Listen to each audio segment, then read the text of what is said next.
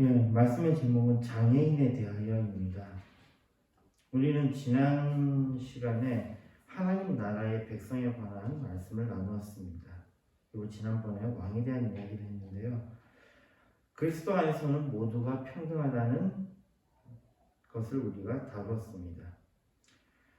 이것은 굉장히 민감한 이야기지만 그러나 하나님 나라의 백성 중에 장애인도 있기 때문에 우리가 이 주제를 다루어야 할 이유가 있습니다. 우리가 알다시피 전국 장애인 차별 철폐 연대에서 열차 시위를 한 적이 있습니다. 우리가 이것을 뉴스를 통해서 접해 들었을 때 많은 사람들의 반응이 다양했었는데요. 바쁜 출퇴근 시간에 이용객이 많은 역에 집중적으로 가서 시위를 합니다. 이로 인해서 피해를 입은 사람들은 사실은 가장 약한 사람들, 지하철을 이용하는 시민들입니다. 장애인들이 자신들의 말을 들어달라고 그들이 시위했던 방식이 지금 하루벌을 먹고 살기도 힘든 사람들, 돈이 많아서 자기 개인 자가용을 타고 다닐 수 있는 그런 사람들이 아니라 돈이 없고 힘이 없는 사람들, 지하철을 이용할 수밖에 없는 사람들, 멀리서 또 지하철을 통해서 고된 몸을 이끌고 오는 사람들, 그 사람들의 출근 시간에 이 시위를 함으로 인해서 그 사람들에게 굉장한 피해를 입혔다. 그런 사건입니다. 그럼에도 불구하고 장애인들은 지금도 자신들의 이익만을 이야기하면서 가장 약한 사람들을 괴롭히고 있습니다. 자기가 약하다 그러면서 자기보다 더 약한 사람들을 괴롭히고 있습니다. 이들의 주장의 요점을 보면요, 장애인의 이동권을 보장해달라는 것입니다. 생각해 봅시다. 일반 사람들이 이동권이 있습니까? 장애인 이동권을 이야기하는데 일반 사람들이 이동권이 있습니까? 아니에요. 설령 일반 사람들이 이동권이 있다 그러면 이들은 지금 뭐 하는 겁니까? 일반 사람들의 이동권을 침해한 것 아닙니까? 사실은 일반 사람들이 이동권이 있다는 게 아니에요. 그냥 간단합니다. 나라에서 회사를 운영하고 나라에서 또 여러 사람들이 경제 활동을 해야 그 나라가 발전하고 나라가 부강해지니까 그들로 하여금 일하게 하기 위해서 만든 게 대중교통이고요. 그러니까 일종의 사람 쓰기 위해서 만든 거죠. 그리고 그것을 이용하는 사람들은 요금을 내잖아요. 이들에게 이동권이 있는 게 아니라 그들은 이동하기 위해서 요금을 지불해야 됩니다. 이동하기 위해서 요금을 지불해야 돼요. 즉 자기가 이걸 이용하기 위해서는 피땀 흘려야 된다는 이야기죠. 그리고 거기에 대한 일부로 이 교통비를 지불하고 타는 것입니다. 그런데 이 대중교통에 대해서 장애인들은요, 자신들은 거기에 대한 비용을 내지는 않습니다. 지하철 안에서는요. 돈도 내지 않는 사람들이 참 과간입니다. 돈도 내지 않는 사람들이 자기들의 이동권을 보장하려면서 지하철에서 그렇게 다른 사람들의 일하는 것을 방해합니다. 만약에 장애인들이 돈 버는 것에 도움이 되었다면 어떻게든지 만들었겠죠. 그들을 위한 뭔가가 만들어졌겠죠. 그들이 도움이 안 되는데 왜 그걸 만들겠습니까? 국가에서도 왜 길을 안 기울이겠습니까? 그들이 도움이 안 되기 때문입니다. 이준석 지금은 이제 국회의원 당선자 신분이죠. 5월 달부터는 이제 국회의원이 되는 거고요. 그분이 이렇게 말했어요. 이분이 그때 대표를 했었을 때인데요. 9호선에서 폰으로 머리를 찍다가 구속된 여성은 여성이라서 약자도 강자도 아니고 그냥 이상한 사람이다.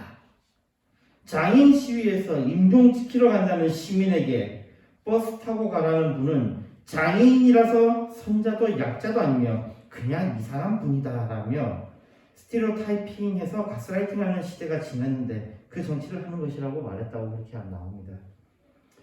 이준석 이분에 대해서 뭐 여러 가지 그 이야기가 있겠지만요. 분명히 이 부분은 굉장히 훌륭한 지점을 지적했습니다. 근데 이게 왜 훌륭한 지점이냐? 이준석이 장애인을 반대했다라고 우리는 지금 받아들이지만 이게 장애인을 반대한 걸로 끝난 것이 아닙니다. 장애인들에 대한 관심을 다시 테이블에 올린 거예요. 사실 가장 문제는 뭐냐면요. 잊혀지는 것입니다. 장애인들의 어려움도 사람들에게 잊혀지면 그거 아무것도 아닌 것이 되어버려요. 장애인들이 사실 시위하는 것도 뭐 때문에 시위하는 겁니까? 잊지 말라는 겁니다. 자신들을 잊지 말라는 거예요. 그러니 이준석 이분은 비록 반대 입장에서 이야기하지만 이분이 이야기를 함으로 인해서 그것을 다시 테이블에 올려놓고 이야기를 하겠다라는 거예요. 이건 굉장히 중요한 것입니다. 사실은 중요한 것은 관심입니다. 오늘 우리가 다룰 것은 장애인들의 시위에서 시작된 이야기인데 이러한 행동이 옳은 것인지 아닌지, 더 나아가 하나님의 백성인 그리스도인들은 장애인들에 대해서 어떤 입장을 가져야 하는가 궁금함에 대한 이야기입니다. 말씀 통해서 이 부분을 같이 나누었으면 하고 우리 그리스도인들이 무엇을 해야 하는지, 어떻게 해야 하는지에 대해서 생각하는 시간을 가졌으면 좋겠습니다. 이 장애인들의 집단 행동, 이것은 정말 잘못된 행동입니다. 학자는 관심을 위해서 그렇게 할 수밖에 없다라고 그들을 주장합니다만 오늘 반문하겠습니다. 왜요? 우리도 어릴 때 그런 사람도 있었잖아요. 자기가 좋아하는 여자애들한테, 자기가 좋아하는 여자애한테 관심을 받기 위해서 그 여자를 괴롭힌 애들 이야기 많이 들었죠. 근데 그 괴롭힘을 당한 애가 나한테 관심을 가져서 고마워 이렇게 기억을 할까요? 아니면 쟤가 나를 너무 괴롭혀서 나 너무 힘들었어 라고 기억을 할까요? 장애인들이 지금 뭔가를 잘못 생각하고 있습니다. 자신들을 기억하라는 것에 대해서는 그럴 수 있습니다. 그러나 괴롭히는 방식은 안 된다는 거예요. 그러면 이것이 어디서부터 출발됐느냐 이거죠. 사실은 장애인은 일반 사람들의 배려 대상입니까? 아니면 그들이 특권을 가지는 겁니까?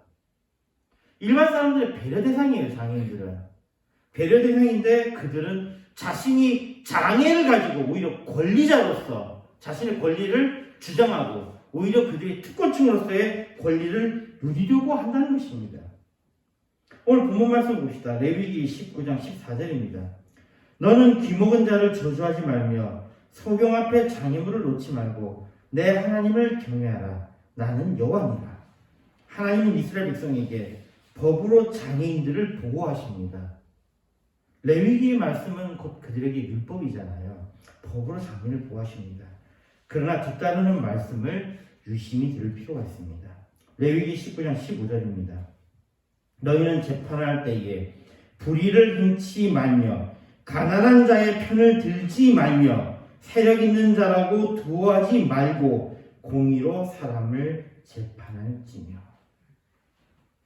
여기 보면요, 재판할 때 불의를 행치 말라고 그랬는데요, 불의를 행치 말라는 것에서 세력 있는 자를 두어하는 것에 대해서는 우리는 충분히 이해합니다. 세력 있는 자를 두어하면 안 된다고 우리는 알고 있어요. 물론 실제에서는 세력 있는 자들을 두어하겠죠. 그러나 그 앞에 중요한 말씀이 있습니다.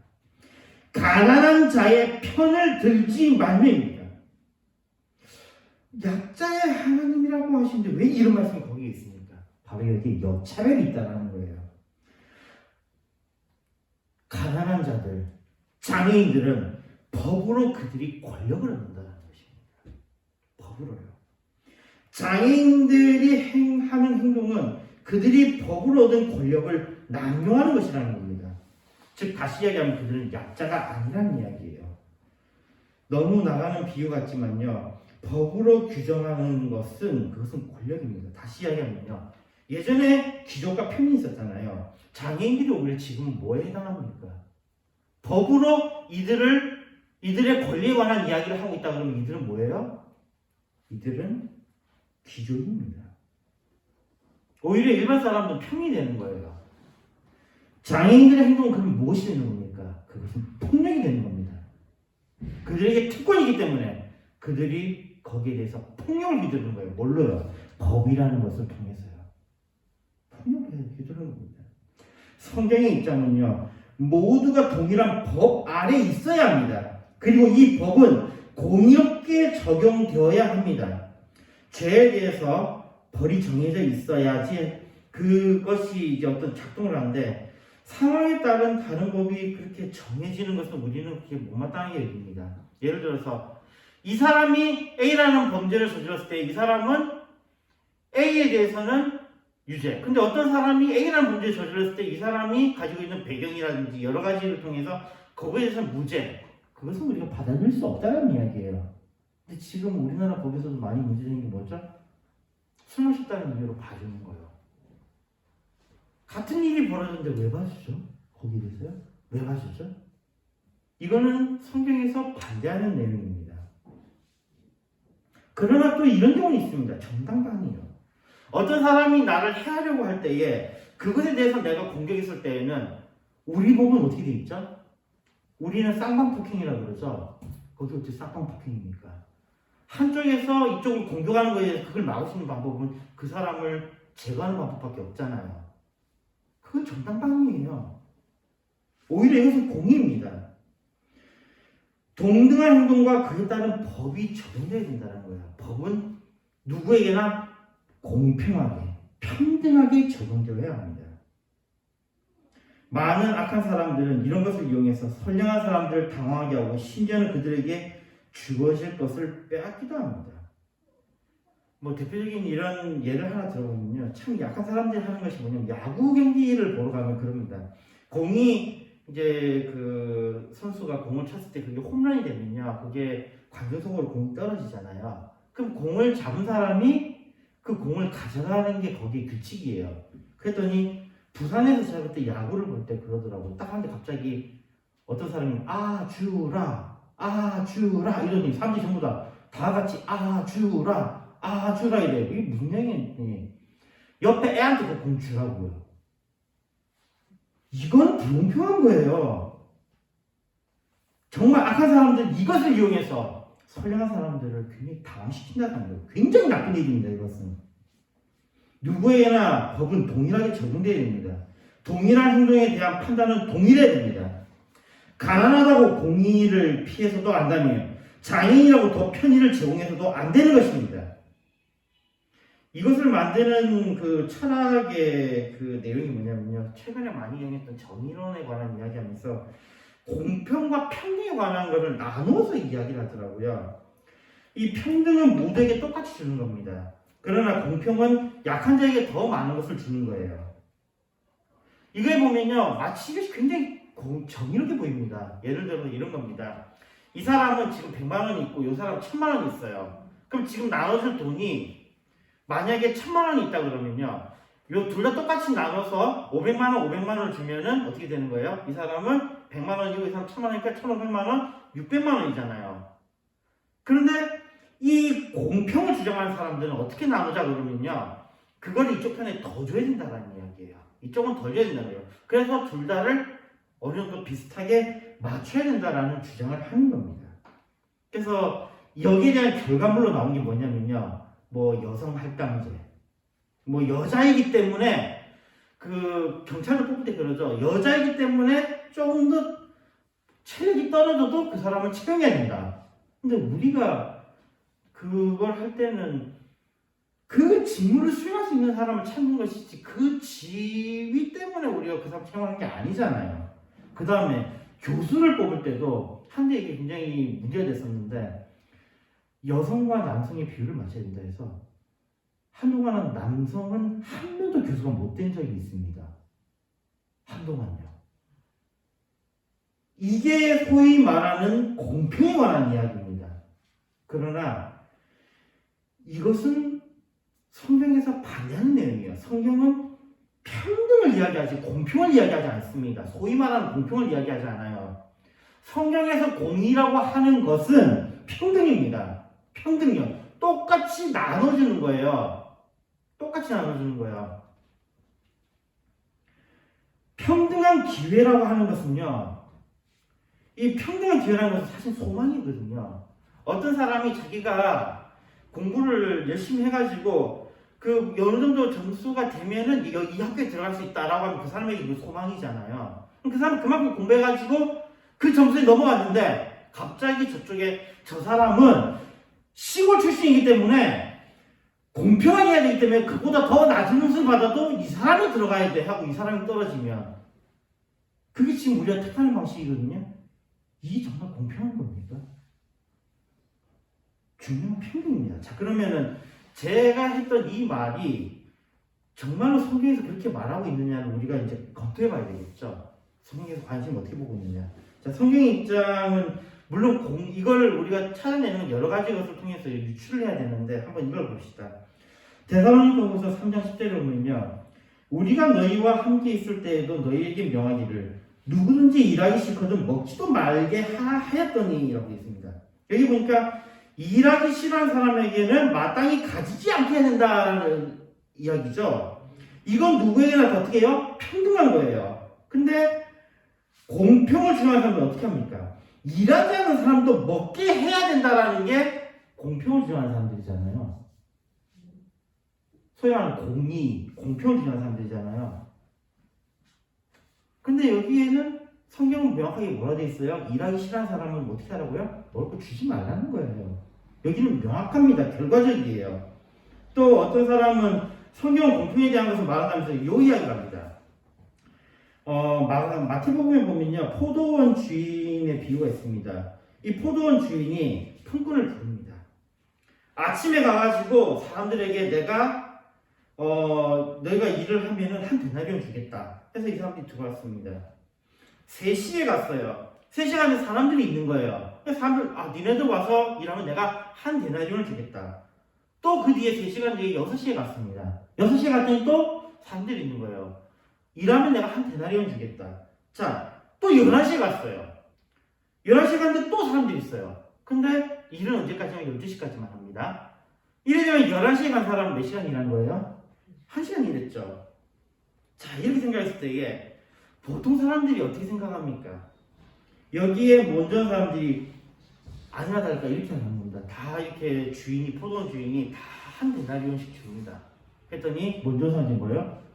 우리는 아침부터 와서 일했는데 왜 똑같이 한 데나리온을 줍니까? 여기에 대해서 주인의 이야기가 마태복음 20장 14절에 나오죠. 내 것이나 가지고 가라. 나중에 오는 이 사람에게 너와 같이 주는 것은 내 뜻이니라. 이 말씀을 가지고 마치 공평해야 된다고 주장한 사람들이 있고 성경에서 이것을 뒷받침하고 있다고 주장을 하는데요. 자, 아닙니다. 다시 보세요. 마태복음 20장 1절에서 이제 보면요. 천국은 마치 품꾼을 얻어 포도원에 들여보내려고 이른 아침에 나간 집주인과 같으니 저가 하루에 한 데나리온씩 품꾼들과 약속하여 포도원에 들여보내고 여기 보면 어떻게 되어 있습니까? 이 금액이 어떻게 되어 있어요? 이미 약속이 되어 있습니다. 오늘 하루 동안에 들어오는 사람들은 전부 다 얼마씩 준다고요? 한 데나리온이요. 이것은 약속을 지키는 것이지 공평에 관한 이야기가 아닙니다. 그리고 여기 천국이라는 것은 이런 것이 있다면 우리가 여기서 받아야 되는 것은 중요한 건 이겁니다. 여기서 중요한 메시지는요. 그리스도를 믿으면 구원을 받는다는 이 말씀이 누구에게나 동일하게 적용된다는 말씀이지 이건 공평에 관한 이야기가 아니에요. 예수님을 먼저 믿든 뒤에 믿든 아니 죽기 전에 믿든 믿으면 구원받는다는 그 이야기예요. 한 데나리온이 그겁니다. 천국 가는 티켓이에요. 공평에 관한 이야기하고는 전혀 관계가 없습니다. 그러면 성경 예수님이 그렇게 말씀하셨는데 좋습니다. 예수님이 하신 다른 말씀 봅시다. 마태복음 10장 10절 봅시다. 여행을 위하여 주머니나 두볼옷이나 신이나 지팡이를 가지지 말라. 이는 일꾼이 저 먹을 것을 받는 것이 마땅함이니라. 뭐죠? 일꾼이 저 먹을 것을 받는 것이 마땅함이니라. 예수님도 평등의 원리로 역시 말씀하십니다. 공평의 원리가 아니에요. 평등의 원리입니다. 평등의 원리 똑같이 그리고 행한 대로 나눠줍니다. 행한 대로 거둔다라는 것이 그게 성경의 기본이에요.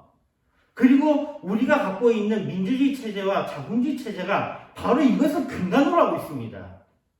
우리 소위 말하는 사회주의, 공산주의라고 하는 것은 바로 이걸 흔드는 거예요. 자꾸 공평이라는 것을 하면서 못 사는 사람에게는 더 줘야 된다는 이야기를 하는데, 그것이 그 사람이 행한 것에 대한 결과가 아닌데 그렇게 해서는 안 된다는 거죠. 물론 또 그런 것도 있죠.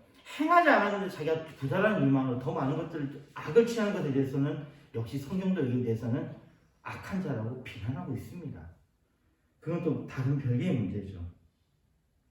또 다른 반론을 봅시다. 사도행전, 다른 사람이 또 여기에 대해서 이런 반론을 해요. 사도행전에 보니까 이런 말씀이 있더라. 사도행전 2장 45절입니다. 또 재산과 소유를 팔아 각 사람의 필요를 따라 나눠주고. 여기에 보면 이게 소위 말하는 공산주의자들이 참 좋아하는 그 성경 문구거든요. 모든 사람들이 자기 재산을 내놓고 그거를 다 나눠 가졌다라고 되어 있는데요. 여기 보면요, 이 말씀은 거저 받아도 되는 경우를 이야기하는 것입니다. 이렇게 하면서 우리가 다시 자연스럽게 다음 주제에 넘어갈 수 있는데요. 성경에는 가난한 자들, 약한 자들을 돌볼 것을 말씀하고 있습니다. 분명히 말씀하고 있습니다. 오늘 본 말씀도 그에 대한 말씀이고요. 신명기 24장 21절에 보면은 내가 내 포도원의 포도를 딴 후에 그 남은 것을 다시 따지 말고 객과 고아와 과부를 위하여 버려둬라라고 말씀하고 있습니다.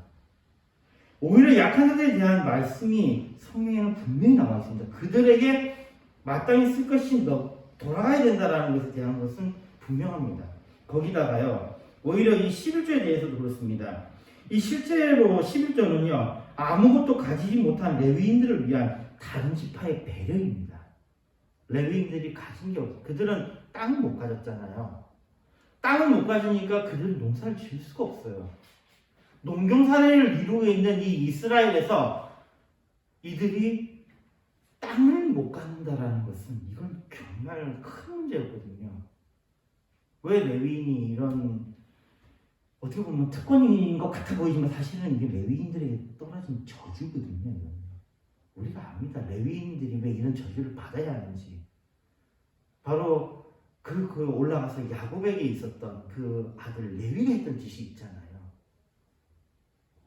이건 그들의 저주예요. 그런 자들을 위해서 이스라엘의 지파들이 어떻게 한 거예요? 모아서 10분의 1씩 모아서 레위인들을 도와주는 것입니다. 이게 거룩해서 그들이 어떤 특권을 받아서 그런 것이 아니라 그들이 죄악에 대한 대가입니다. 어떻게 보면요, 죄악에 대한 대가예요. 그러니까 이거는 만약에 안 주면 어떡할 건데요? 각 지파에서 안 주면 어떡할 건데요? 레위인들은 굶어야 되는 거예요.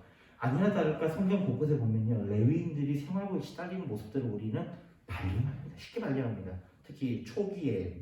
뒤에 나중에 이들이 어떤 특권층이 돼가지고 부귀영화를 누리는 그때 말고요. 그 이전에는 보면은 레위인들이 뭐 거의 거린처럼 하고 다니는 모습들을 성경에서 곳곳에서 만나요. 그러니까 이 11조는 사실 레위인들을 위한 배려였던 겁니다. 자, 이렇게 됐을 때요, 우리가 이걸 생각해 봅시다. 하얀색이 아닌 것은 뭡니까? 사람들은 당연히 검정색이라고 합니다. 근데 하얀색이 아닌 것은 검정색이 아니죠. 검정색만은 아니죠. 하얀색이 아닌 거에는 다양한 색깔이 있습니다. 회색도 있을 거고요, 노란색도 있을 거고, 파란색도 있을 겁니다. 이게 무슨 이야기냐면 그들을 위한 것이, 그들에 대한 배려가 그 반대로 그들이 당연히 그거를 취해야 된다는 이야기가 아니라는 이야기입니다. 즉 배려가 법이 된 것이지 권리를 주장하는 것이 아니라는 겁니다. 약자의 것을 규정하는 것은 권리가 아닌가 반문하는데요, 아다르고 어다르다는 겁니다. 법에도 권리하면 이것을 어기시에는 처벌 규정을 두는데요, 여기에 대한 처벌 규정이 있습니까? 물론 공적인 처벌 규정은 있습니다. 그러나 성경 속에서 약자들이 그것을 쟁취하라고 합니까? 아닙니다. 이것은 일반적으로 힘 있는 자들의 배려에 대한 것입니다. 즉 약자들이 당연히 이것은 나의 것이다라고 주장할 수 있는 게 아니라는 거예요. 여러 차례 다루었듯이 마태복음 25장 40절에 보면요, 임금이 대답을 가로사대 내가 진실로 너에게 이르노니 너희가 여기 내 형제 중에 지극히 작은 자 하나에게 한 것이 곧 내게 한 것이라 하시고, 말씀과 같이 지극히 작은 자를 대접하는 것이 하나님을 섬기는 것입니다. 장애인들을 돌보는 것은 그리스도인의 의무이며 하나님의 명령입니다. 그런데 여기서 장애인들이 같은 장애인이 아닌 것을 우리가 짚고 넘어갈 필요가 있습니다. 실제로 장애인들의 모습을 보면 첫째로는 학대받는 장애인들이 많습니다. 주로 후진국에서 나타나죠. 후진국에서 나타나는 건 당연한 것이죠. 왜냐하면 그들은 약자니까요. 그런데 어떤 데서는 이들이 권력자가 나타납니다. 주로 어디 나타나죠? 선진국에서 나타납니다. 뭘 기반으로요? 법을 기반으로요. 자신들이 그 법을 가지고 굉장히 나쁜 짓을 저질러요. 장애인 주차구역이 장애인들 위한 배려구역이지 거기에 주차를 하면 안 되는 게 아니잖아요. 근데 그걸 법으로 규정하는 순간에 어떻게 되는 거죠? 장애인이 거기에 대해서 자기들의 권리를 챙기게 되는 거예요. 이건 그들에게 특권이 되는 겁니다. 이것도 좋은 방식은 아닌 것 같아요. 그럼 세 번째로 볼 수 있는 모습은요, 이웃으로서의 모습입니다. 그냥 장애인들이 일반인들과 그냥 어울려서 그냥 이웃으로 살아가는 거예요. 이웃으로서요. 우리가 볼 것은 바로 우리가 돌볼 자는 우리의 이웃이라는 겁니다. 영화 기생충에 대해서 이야기하면요, 영화 기생충이 이제 1919년에 개봉한 영화입니다. 아카데미상까지 받은 아주 훌륭한 영화라고 이렇게 평가받고 있습니다. 이 영화에서 다루고 있는 건요, 상류층과 하류층의 대조를 통해서 빈부격차와 계급이라는 소재를 다루면서 자본주의 사회의 비판을 보여주는 영화라고 그렇게 알려져 있습니다. 이 기생충에서 보면요, 이 냄새라는 것이 있는데, 냄새에 관한 이야기가 있는데요, 굉장히 인상적인 메타포입니다. 이 글로벌 IT 기업의 CEO가 또 그의 이제 운전기사로 들린 사람인데요, 이 운전기사에 대해서 그가 이런 표현을 쓰는 겁니다.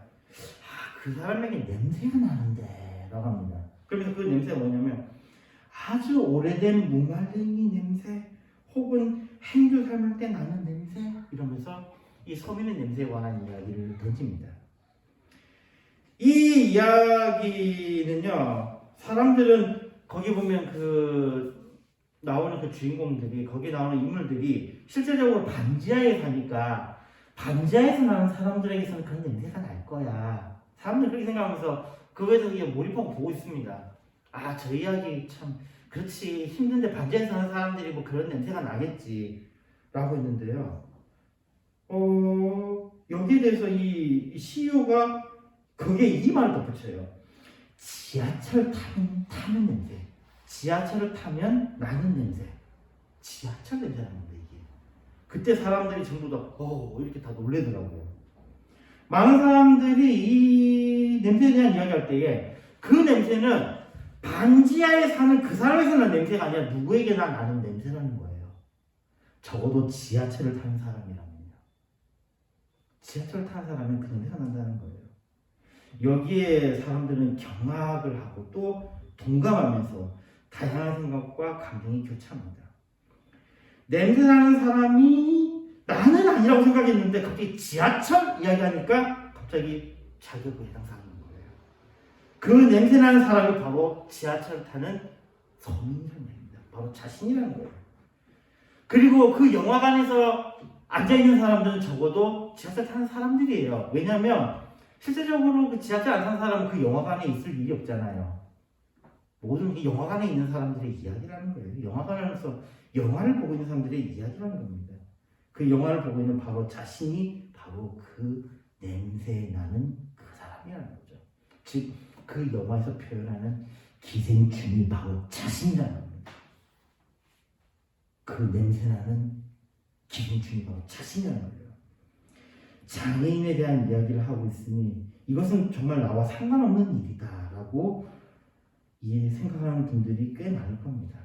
그러나 모두가 장애인이었고 장애인이며 장애인이 될 것입니다. 즉, 장애 이야기는 다른 사람의 이야기가 아니라 나의 이야기입니다.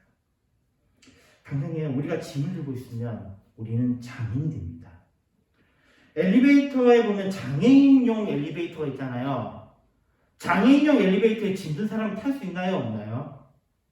장애인 엘리베이터예요. 짐든 사람은 탈 수 있죠. 더불어 짐을 든 사람은 장애인입니다. 잘 걷지 못하잖아요. 장애가 있잖아요. 그러니 그 순간 나는 장애인이 될 수 있습니다. 또 갓 태어난 아이는 어떨까요? 돌보는 사람이 없으면 죽게 되는 아주 심각한 장애를 지닌 상태입니다. 자라난 학생들은요, 가르치는 사람이 없으면 심각한 생각의 장애를 가지게 됩니다. 직장을 가진 사람들은 어떨까요? 이들은 정서적인 케어를 필요로 하는 심각한 장애를 가지고 있습니다. 나이를 먹게 되면요, 몸의 여러 부분에 도움이 필요로 하는 그런 장애를 갖게 됩니다. 우리는 상황에 따라서 육체적으로, 정신적으로 장애를 가집니다. 그러나 우리에게 가장 중요한 장애가 있습니다. 그것은 우리가 죄악으로 죽음으로 향하고 있다는 것입니다. 우리에게 우리의 구원자가 절실히 필요합니다. 태생적인 장애를 도울 구원자가 정말로 필요합니다. 이사야 53장 5절의 말씀입니다. 그가 찔림은 우리의 허물을 인하며 그가 상함은 우리의 죄악을 인합니다. 그가 징계를 받음으로 우리가 평안을 누리고 그가 채찍에 맞음으로 우리가 나음을 입었도다. 그 구원자 예수 그리스도이십니다. 그리스도의 상하심으로 우리는 근본적인 장애를 극복하게 됩니다. 마태복음 19장 2절에 말씀합니다. 큰 무리가 쫓고는 예수께서 거기서 저희 병을 고치시더라. 예수님은 이 땅에서 병든 자, 장애인들을 고치셨습니다. 그리고 주님은 십자가를 지심으로 이 땅을 고치셨습니다. 누구든지 예수를 믿으면 근본적인 것을 치유받고 심령의 나음을 받을 것입니다. 말씀 읽겠습니다. 많은 사람들은 장애가 죄 때문이라고 믿고 있습니다. 요한복음 9장 2절 3절입니다. 제자들이 물어가로되 라삐어 이 사람이 소경으로 난 것이 네 죄로 인한 요니이까 자기 요니이까 그 부모 요니이까. 예수께서 대답하시되 이 사람이나 그 부모가 죄를 범한 것이 아니라 그에게서 하나님의 하시는 일을 나타내고자 하심이니라. 죄 때문에 맞습니다. 그러나 여기서 자유로운 사람이 누가 있습니까? 모두가 죄인인데 누가 누구의 죄를 이야기할 것입니까? 장애를 갖는 것은 말씀과 같이 하나님의 하시는 일을 나타내고자 하심입니다. 하나님의 놀라운 일을 체험하며 감사의 계기를 갖는 것입니다. 또한 우리 모두가 장애인이며 도움이 절실히 필요한 자임을 알아야 합니다. 우리에게 도움이신 예수 그리스도를 전적으로 의지하는 우리가 되었으면 합니다. 장애인은 우리의 이웃이며 또 우리가 장애인입니다. 우리가 우리를 돌보아야 하며 우리가 우리의 이웃을 돌보아야 합니다. 이것은 하나님의 명령이며 그리스도인들이라면 당연히 해야 할 것입니다. 또한 법적으로 장애인으로 구분되는 특권을 누리는 자들, 또 더 많은 특권을 탐하는 자들은 법적으로 장애인으로 구분되지 못한 사람들에게 더 많은 부담을 지울 것이 아니라 공존할 수 있는 마음을 가질 필요가 있습니다. 왜냐하면 소위 법적으로 비장애인도 이웃이며 하나님의 명령인 배려의 대상이기 때문입니다. 인류가 위대한 이유는 약자를 돌볼 줄 안다는 것입니다. 반면 어떤 인간은 그 욕심을 주체하지 못해서 자신이 가진 모든 것을 동원해 더 많은 이익을 가지려고 하며 심지어는 장애까지 동원합니다. 그로 인해 많은 사람들에게 고통을 주고 눈물을 흘리게 하며 분노하게 하며 더 큰 죄악으로 이끌기도 합니다. 그리스도인들에게는 장애인, 비장애인은 의미 없는 이야기가 되기를 바랍니다. 그리스도인들은 서로가 이웃으로 서로가 서로를 배려하며 왕이신 하나님을 섬기며 평등한 삶을 살아가는 사람들입니다. 약자를 돌보지 않는 자는 악인입니다. 악은 끊어져야 합니다. 심적인 월, 육체적인 무월, 교만함은 버리고 심적인 겸손, 육체적인 겸손, 사랑을 아는 겸손한 온전한 하나님의 자녀가 되기를 바랍니다. 그리스도인들에게는 약자는 그냥 이웃입니다. 이웃은 우리가 돌보아야 하며 또 나 역시도 돌봄을 받아야 하는 존재입니다. 우리는 서로가 도움을 필요로 하는 존재입니다. 우리의 하나님은 약한 우리를 돌보십니다. 우리가 그리스도인임을 드러내는 것은 우리가 서로를 돌보는 자가 될 때입니다. 하나님의 사랑을 당하는 우리가 되길 바랍니다. 그래서 하나님의 사랑을 받는 우리가 되길 바랍니다. 우리의 수고는 우리에게 돌아오며 더 많은 것으로 주님께서 우리에게 갚아주실 것입니다. 공평하신 하나님은 공의롭게 평등하게 대하는 자들에게 하나님의 온전한 복을 이 땅에서 누리게 하시며 또한 하나님의 나라에서도 누리게 하실 것입니다. 마가복음 12장 29절 31절에 말씀합니다. 예수께서 대답하시되 첫째는 이것이니 이스라엘아 들으라. 주 곧 우리 하나님은 유일한 주시다. 내 마음을 다하고 목숨을 다하고 뜻을 다하고 힘을 다하여 주 너의 하나님을 사랑하라 하신 것이요. 둘째는 이것이니 내 이웃을 내 몸과 같이 사랑하라 하신 것이라. 이에서 더 큰 계명이 없느니라. 아멘. 기도했습니다. 하나님 아버지 감사합니다. 우리 모두가 주님 안에 이웃임을 고백합니다. 우리가 서로를 돌보는 자들이 되게 해 주시옵소서. 예수님을 기도했습니다. 아멘.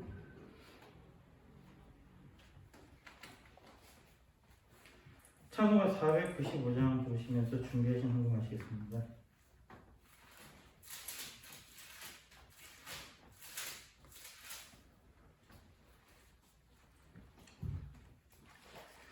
내 영혼이 은총입어 중한 죄질 벗고보니 슬픔 많은 이 세상도 천국으로 화하도다. 할렐루야 찬양하세. 내 모든 죄 사함받고 주 예수와 동행하니 그 어디나 하늘나라 주의 얼굴 뵙기 전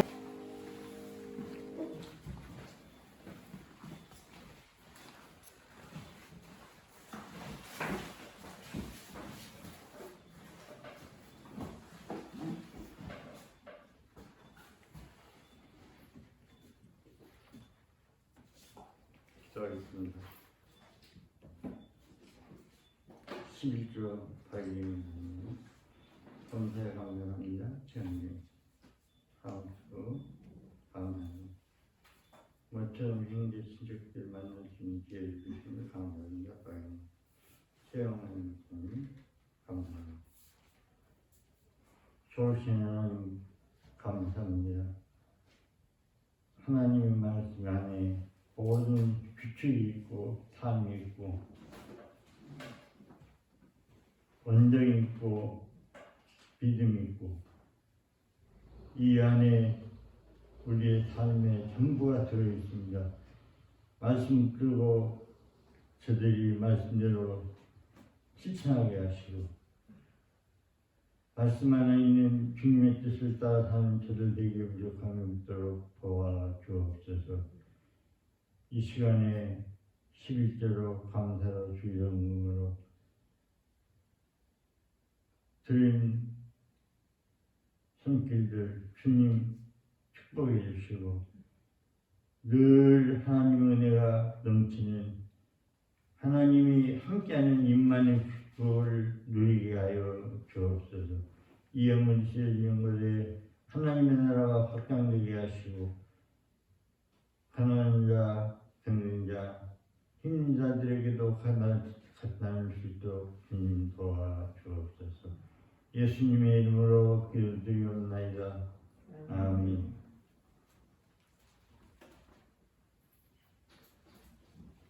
찬송가 1장입니다.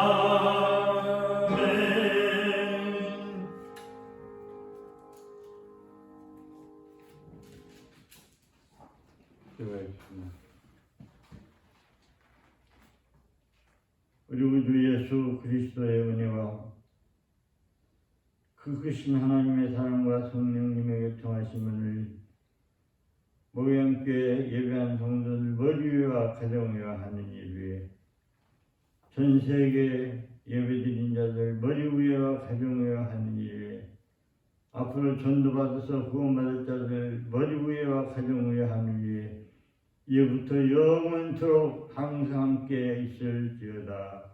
아멘.